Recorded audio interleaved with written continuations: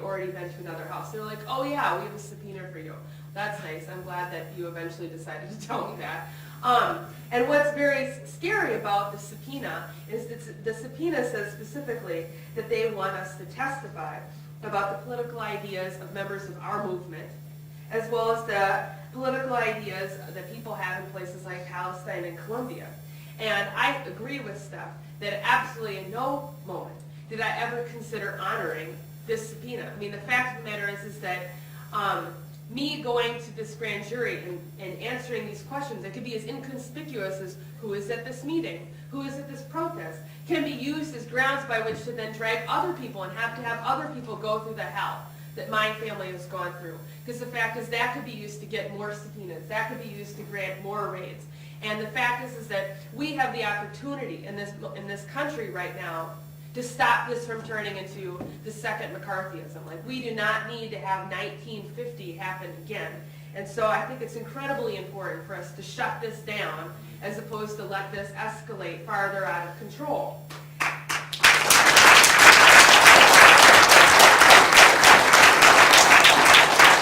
In addition, as the people in this room know, the fact of the matter is the people that we have been in solidarity with, the people of Palestine, the people of Colombia, in these countries doing what you and I do, being activists who demand for social change, who have the audacity to question their government. These people risk their lives on a daily basis.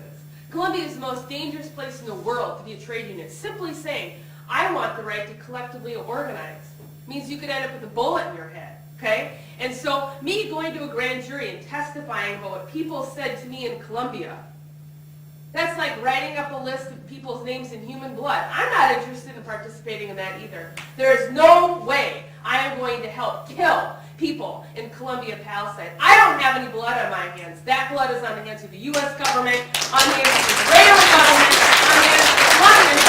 I am not going to start it. I have never killed anybody, and I am not a terrorist, and I am not going to help support U.S. terrorism across the globe. What they wanted when they searched my home, and what they wanted when they searched other people's homes, is they took photographs of protests. That was one of the things specifically on the search warrants. They wanted evidence of who we know politically. They took sign-up sheets from protests. They took all the sign-up sheets from the SOA from previous years. People who came to the SOA, to the School of the Americas protest, and said the U.S. should not train people to be assassins in foreign countries, did not agree to be a part of this like bizarro, huge, McCarthyist type witch hunt. And the fact is that people should be able to sign a petition saying they oppose U.S. military and not have their names entered in some sort of FBI database. Okay? They took the anti-war committee mailing list. They actually took our ability to organize a legal defense for ourselves, and they have yet to give the anti-war committee back our computers and our database. They took our phones. They took all of our personal computers. They took they took flyers, any evidence of political activity. On the search warrants themselves, they said they could take anything related to the anti-war committee. That is supposed to be protected legal activity. Saying that you oppose foreign war should not be grounds by which to have your house searched by the FBI. I mean, that's supposed to be like blanket protected by the First Amendment. It said anything related. What was funny is how many times on the different search warrants they used the term indoctrination. Like joining the anti-war movement makes you a part of a cult. Like daring to think that U.S. policy is actually criminal means that you should have, that gives you the right to be criminalized. That's ridiculous.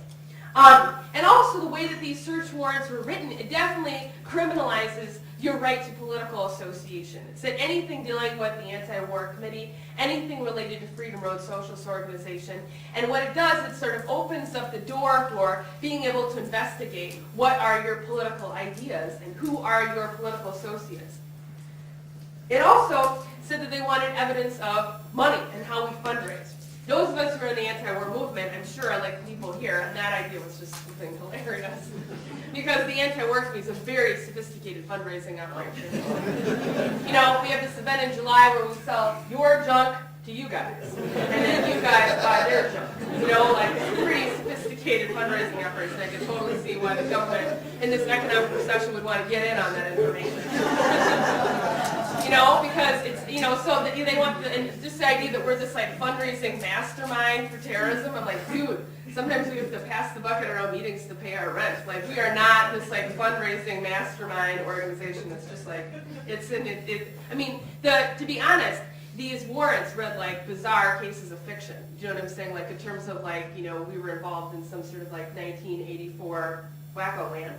It also says that they wanted all evidence related to any foreign terrorist organization, and they listed several, the FARC, which is a rebel group in Colombia, and the PFLP in Palestine, but it also said any foreign terrorist organization. Like, they were literally, the way that these warrants were written, and this is what our lawyers have such a problem with, is it was kind of like when you make a pot of spaghetti and you throw it against the wall and you see what sticks. I mean, basically, they got warrants to say they could search for anything remotely political at all in our homes and take that and see if they could find evidence of doing something, so then they could go after us. In terms of this designation of foreign terrorist organization, I think it's important to recognize that what they're really doing is targeting us because we oppose U.S. foreign policy, and they're using this label, this political excuse of terrorism, to justify it. The fact of the matter is that in the countries that they are particularly most interested in, like Palestine and Colombia, the fact is anybody who questions these policies is labeled a terrorist. Like, so that's actually a tactic that we have been opposing for years. You know, this idea that you can just label someone a terrorist because they dare to, you know, contradict Uribe, or because they dare to contradict the IDF. But the fact of the matter is that there is not one iota of evidence that we've ever given any money or arms to anyone who's been labeled a terrorist organization by the United States government. Like, that just flat out hasn't happened. You know, and so the fact is that they don't actually have a legitimate grounds by which to investigate us. What they're really doing is they're using the fact that some of the people who have been subpoenaed have expressed political support for these groups. I would argue that political support is very different from sending money and weapons. Saying that you agree with people's ideas of national liberation. Saying that you agree that these are civil wars and that the U.S. has no business getting involved, let alone arming one side to the teeth. Saying that these ideas should not actually be used as political justification to go after a movement and turn people's lives upside down. And the fact is as well, is that this political designation of who is a terrorist is incredibly subjective and totally depends on different moments in time.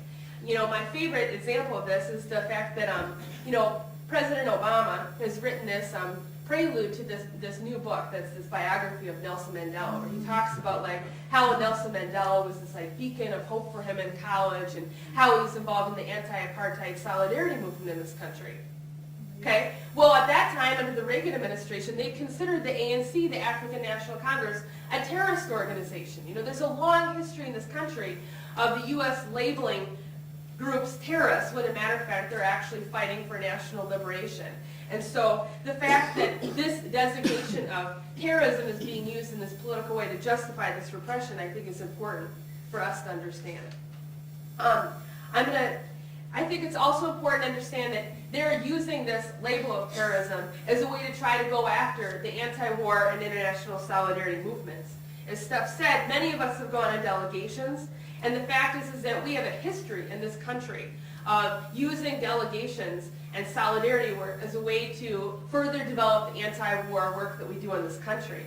The fact is that by going to these countries that are the most affected by U.S. war, we have the ability to bring back stories, bring back photos that transform people's lives. I was changed when Steph's partner Jess went to Iraq in 1998, and I got to see and hear stories of children who had to write, literally, their lessons in dirt because they couldn't get any pencils to come into the country because the lead in the pencils was considered that it could somehow be used to make a weapon of mass destruction. That changed my life. As a teacher, that changed my life. I've got students at the end of the year, they throw all their crap in the garbage can on their way out the door, right? Here there are children in Iraq who would literally love to have the garbage left over from our children at the end of the year. So those things like being able to get those stories transforms and changes the debate that we have in this country. And if we feel like we can't go and meet with these people who are affected by U.S. warfare, then what we are doing as a movement is saying that we're going to limit our stories to what the mainstream news media decides to cover. well then we are having a problem, people, okay? Because the fact is that the U.S. media doesn't cover what's really going on with U.S. workers. So often they actually just reprint Department of Defense press releases.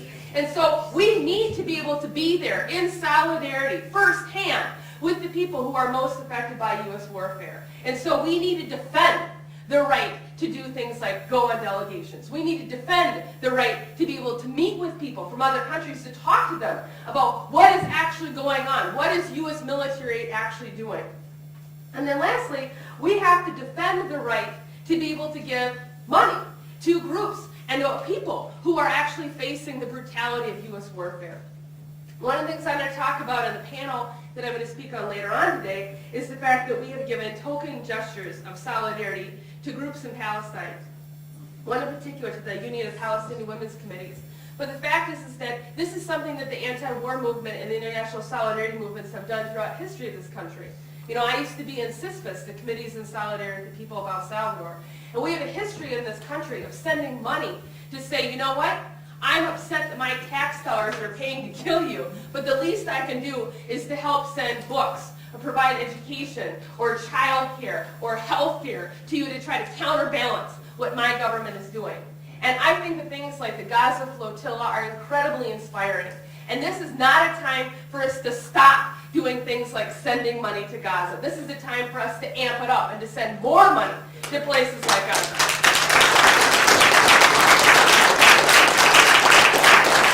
It's important to understand that we have a political responsibility to demand that not only we change U.S. foreign policy, but that we have the right and the necessity to actually be in solidarity with the people who are the most affected by U.S. warfare. And what we can't do is let the criminalization that they're trying to do of dissent make us stop having this relationship with the people of the world that the U.S. is attacking. That is essential. Don't clap, because Kosa tells me we're already over time. We have 2 more things to say. All right, I'll be very quick. So I just wanted to say, since September 24th, a national movement has really sprung up around this case and I think that, as Meredith said, it's because this case isn't so much about myself and Meredith. This case is about the principles of political independence, of the right to speak and organize and associate, and it's about democratic rights, it's about freedom of speech, and it's about the right for us as people in the anti-war and solidarity movement to define the politics and views of our movement, and not to allow the federal government, who in most cases we are opposing, to define what we say and what we think and how we speak. And the movement has been incredible. There were actions the first week of October in 15 or 20 cities in solidarity with the folks who were called before the grand jury and didn't attend. There were actions on January 25th in 50 cities and 4